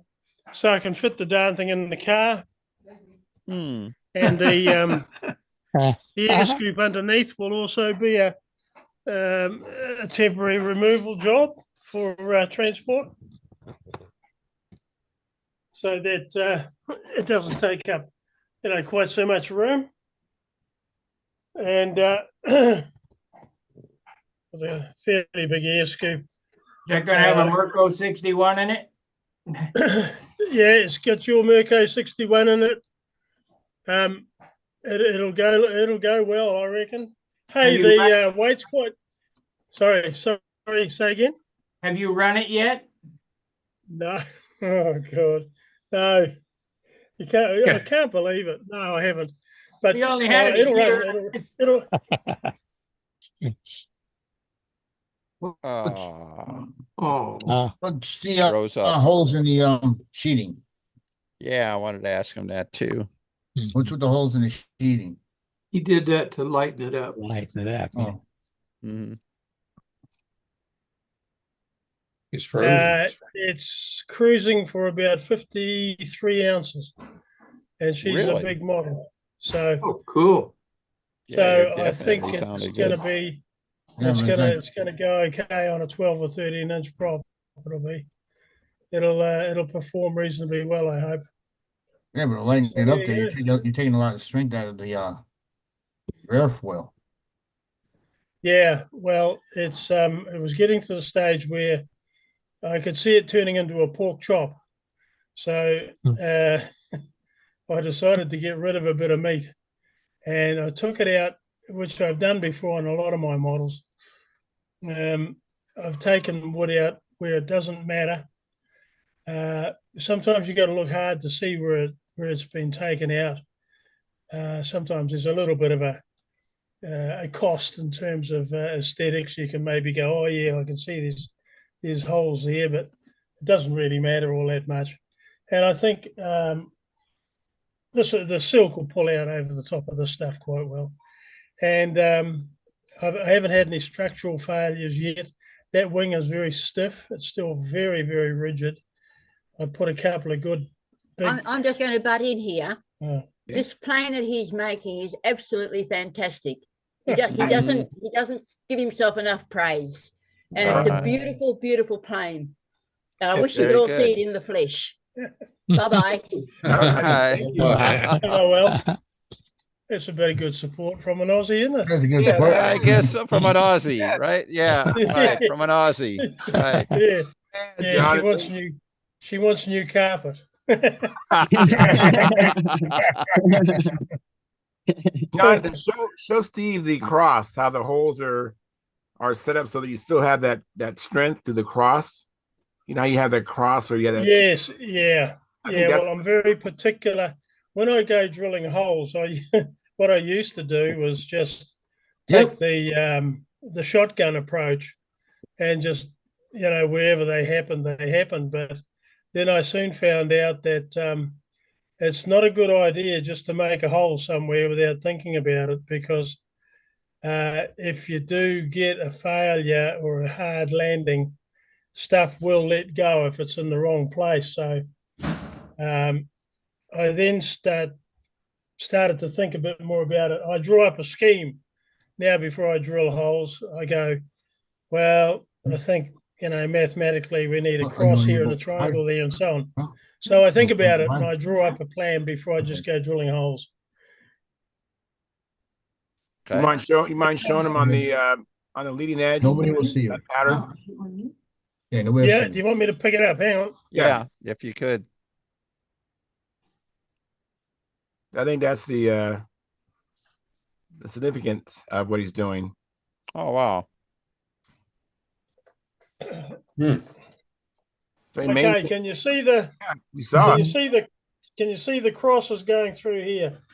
Mm-hmm. Right. Yeah. So it's leaving wood, although these are in the form of a square. Some of them are a bit rough, but because you got to pay attention. Sometimes the wood will, when you start drilling holes through it or cutting it, it'll change from here to here. It'll be soft as here. You could punch a hole through it with your finger. Down here, you've got to, really push hard to get through it. So the holes will move slightly if you allow in my case, I'm using a small grinding wheel and a Dremel to begin with, a small grinder, and then I use a tapered one so I can adjust it so that as I get closer into the wing root here, getting smaller, then I don't touch this area. Yeah. But there's a massive compression, spar through here, top and bottom. Sure. And it's boxed. I boxed it because I did put dihedral in it, John, but not that dihedral that it should have, with the Hurricane, it should be flat across the guts and then go out to the undercarriage, then up. I put it right from the keel up. Yeah. She's dihedral straight away. I got a suggestion for you, Jonathan. Yes. You better take heed to this. You see where the center section is right here? Hang on, let me make it big, Sparky, so you can see it. Hang on. Dang it. Okay, let me make it. Okay. On the leading and trailing edges, you need a curve in there. Otherwise, when you cover it, the covering will wrinkle right there in that corner. You got to have a turnout in there. You know what I mean? Radius. Oh, okay. Yep. I don't have it in this yet, but it will get it in there where it's got a radius around this way. Oh, yeah, I know exactly what you mean. Otherwise, it's funny you should say that. That happened on one of my models last week. I noticed that, and I thought, Aha, that's why it's a good idea to have a radius sometimes on these too. Not And these ones sometimes, here. all the time. They will always sprinkle there. Because the stress builds up in these corners. So I might actually go back and do that. That shouldn't add too much weight. Use a quarter. I try to make my radius the size of a quarter. The bigger, the better, but obviously not ridiculous. You know, not size of a milk jar, but a quarter is plenty. Right. Something okay. Like so. Nickel quarter is better though. You know, I answered my own question too. A couple of weeks ago, I asked somebody about the tail. See how? Oh, hang on. I'll just wait a minute. See how skinny the tail is? Yeah. Tapers down, and I was starting to get a bit neurotic about the amount of twist that might be in here. Right. And I asked somebody a couple of weeks ago about doing the crisscross pattern inside the rear fuselage. And now I can see why. And it's the first time I've used it. It was the only way I could stiffen this up without laying up glass and really sort of going overboard and buggering it up, really. I stiffened it up that way, and now it's a hell of a lot stiffer. It'll do the job now. So inside here, under the keel. You can do that, but you want to use engineering instead of wood. You want to make it round, oval like an egg, and make sure that the top and bottom blocks, or the formers for the top and bottom, fit glue directly onto the, gotta turn it. You want to make sure that your formers glue directly onto these bulkheads right there. Yes, correct. I shaped the angles so they would snugly fit. I thought of rounding them, and I discounted it. I just thought, it probably wouldn't make much difference, but I think I can understand. You're talking about, it's like the egg, isn't it? The mathematics of an egg. Something rounded is a hell of a lot stronger than something squared off, Sparky. Yes. Yeah. Another way to do what you're talking about doing, they put in struts, this, that, and the other, is take a piece of 16th inch wood and make it fit perfectly between these two side rails, glued onto this, glued onto that. So now you have a piece of 16th glued on flat inside here.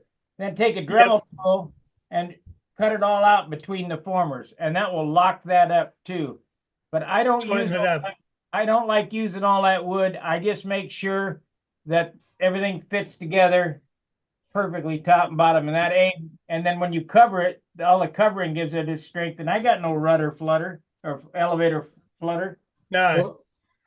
Well, what you're saying, I've been using those flat carbon fiber sticks. I've been sitting them in there. Yeah, you're just gluing stuff in there that you don't have to. You just use some engineering, and you just eliminate all that shit. Yeah, I've been taking they're 1/8 wide, and then I've been sitting them in there against the fuselage, just stiffen it up. I don't run any stringers in here or anything. Guys will run stringers top and bottom and all that. You don't need all that shit. And I only have two formers back there. One right here at the trailing edge on the bottom. And then one at the leading edge of the stab, the glue to. You want to make sure that's glued to the stabilizer, and then one in the middle. That's 3. Windy put one every inch. I don't know what for. I mean, it's too overkill. You're not building it to drive into the ground. Mine was so skinny. I also put in a little, I guess you'd call it a brace here, a little ply brace, because it follows the spar, top and bottom, goes right through. Because I thought, there's going to be so little. I'll either glue a block in, but that would look a bit weird. So I did that. It's probably a bit overkill, but anyway, it's done now. The other thing I did, Sparky, was I went from, as much as I could, without interfering with the controls, top to bottom with that triangular bracing in here. You don't need all that stuff. You're just adding wood. Uh, I sand the inside of my fuselages out. By the time this is 8, by the time it's done, it'll be 16. There'll be nothing in there, nothing in the back. I sand the inside. First, I sand the outside, rough the outside. When I split off the blocks, I sand the inside and sand it all away. The covering, especially on a beamer, the sum of the total is the strength. So that you're covering all that with tissue paper, it'll all that dope, the covering just holds the paint. The covering is what the paint is what gives it the strength, the dope. Yes.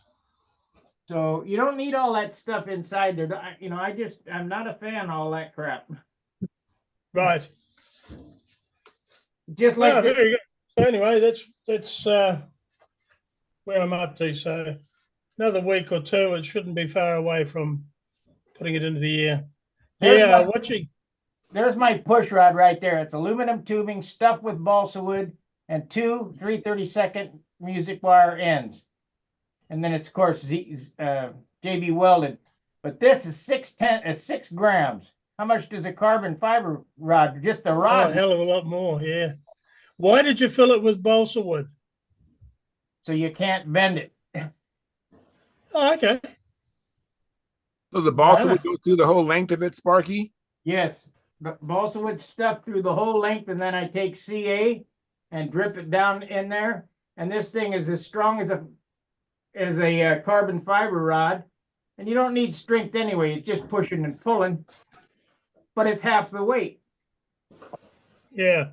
That's old technology I used from the 90s. Probably I used it back in the 50s and 60s, probably. Would you ever bend that, though, during normal aerobatics? Would you ever doing stunt maneuvers, would you ever really bend an aluminium rod? If your airplane weighed 80 ounces, you could probably bend that. Oh, yeah. Pull up and it would probably bend. You had big Yes.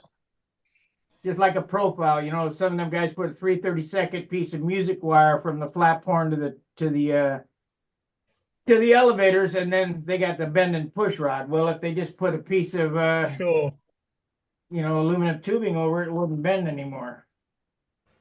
Yeah, I wondered about vibration. Sometimes I think some of the stuff, if you're not careful, you can be designing a beautiful tuning fork that wrecks the tail for you.